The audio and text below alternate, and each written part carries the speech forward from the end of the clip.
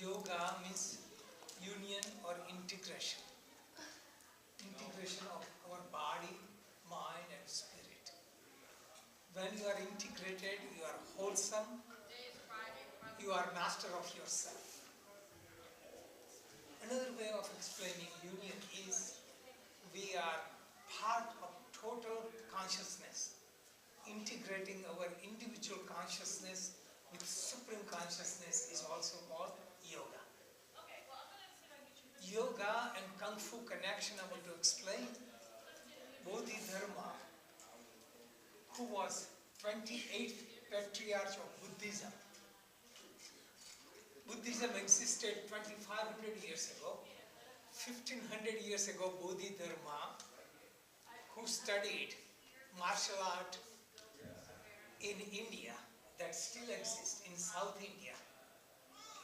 That martial art he brought to China 1500 years ago.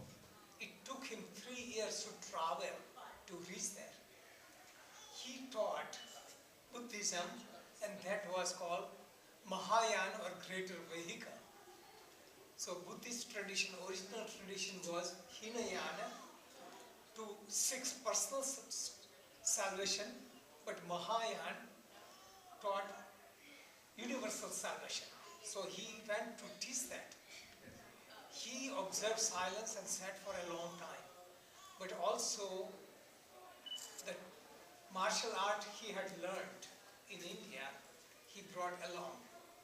And that technique he spread in a Shaolin temple and he taught people. And then it got modified. That is the history. Yoga, to understand it in this chart, is the world is outside and we are made up of body, senses, mind, emotion and consciousness. And deep within us is a higher power. So the purpose of yoga is to live in the harmony with the world. And when you are in harmony, you are not controlled by the world. When you are not controlled by the world means world doesn't push your button and disturb your peace. So when you are in harmony, then you work on yourself because other disturbance comes from within, not from the world. And then you explore the real source within. And that is the yoga practice. Okay. Real practice of yoga, what Bodhidharma taught was meditation because it deals with prana or energy or chi. Prana, energy or chi is within us. We have to awaken that energy.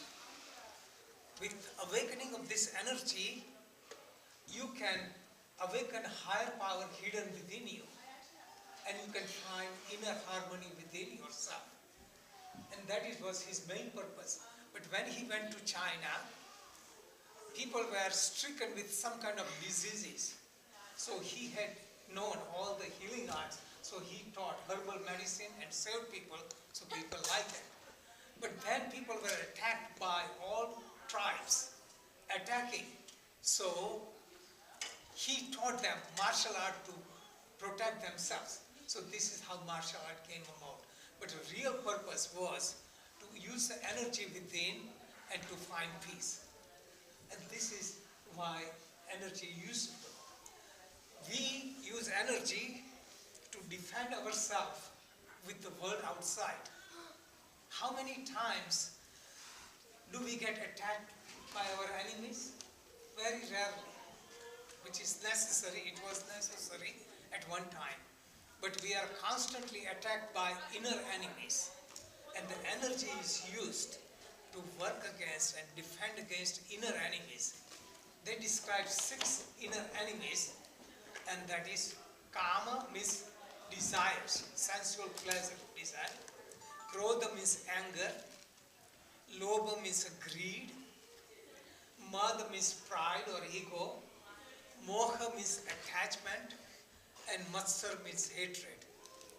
So Buddha taught evil of everything is the desire. Desires get you wrapped up in the world and transmigration. So cause of everything or transmigration is desires. So when you fulfill desires, desires grow. When you fulfill desire, then you have more desire that brings the greed, then you want more. Then you become proud that you want to show up, I'm better than you. Kam, krodh, lobh, mad. Then you become proud. Then you become attached to what you possess. And then you hate somebody who becomes your competition. So, and suppose if you succeed in all this, sooner or later your desires get interrupted, that creates anger. So yoga techniques are to control inner enemies. First, harmonize our life, control our inner enemies, and find inner peace. And that was Mahayana Buddhism. So what he taught in China was called Chan. Chan means Zen meditation. Japan it becomes Zen.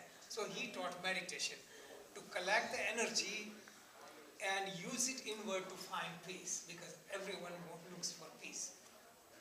So how to cultivate energy? In yoga, there is a systematic path is called Raj Yoga, which has 8 steps. And first 2 steps are Yama and Niyamas, 10 commandments that gets you in harmony with life. Then yoga positions that gets you in a rhythm with your body. And then once you are in fit shape with muscles and all the organs, then you get connected with energy, because energy that controls everything else. Subtler than energy is the mind and emotion. Subtler yet is